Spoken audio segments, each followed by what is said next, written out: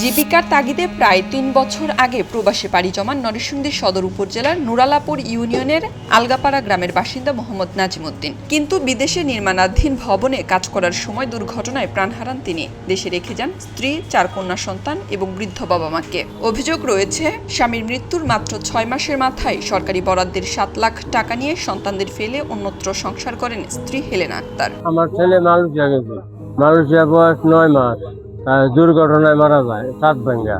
এরপরে ইন্টারনেট যাওয়াই লাশ আনছি, আনতে টিয়াও দিছে এরা ছেলের বউর নামে। মানে এই টিয়াটা সম্পূর্ণ লইয়া আরেক ছেলে লইয়া গেল আমার সাইডে নাতি থুয়া।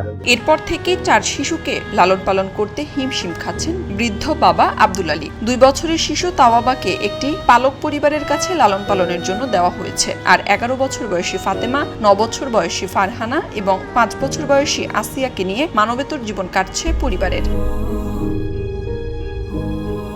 এমন অবস্থায় তাদের পাশে দাঁড়ায় মাধবদী স্বেচ্ছাসেবী সংগঠন ফোরাম। সংগঠনটির পক্ষ থেকে শিশুদের জন্য নতুন জামা কাপড়, 1 মাসের খাদ্য সামগ্রী এবং শিক্ষা সহায়তার ঘোষণা দেওয়া হয়। গ্রামের অনেকেই অনেক উপকার করছে, করার পরও যখন নাকি বউ গেছে গাইতে আবার লইয়া যাওয়ার পরও এই যে আজকে মাধবদী থেকে যারা আইছে তারাও ইনশাল্লাহ এই ফলাফানের জন্য জামা কাপড় নিয়ে আইছে, 1 মাসের জন্য বাজার সবাই নিয়ে আইছে। আবারও বলছে আলহামদুলিল্লাহ অনেক ভালো লাগছে।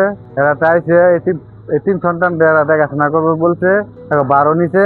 আলহামদুলিল্লাহ অনেক খুশি হয়েছে সবাই।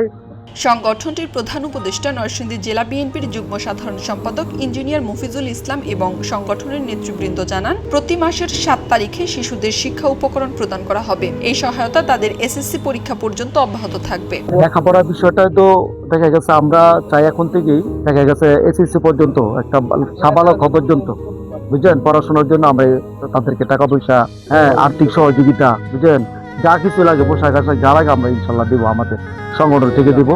তারপরও দেখা গেছে যখন ঈদ আসে, ঈদের সময় আমরা ঈদ সামগ্রী উপহার স্বরূপ দেবো।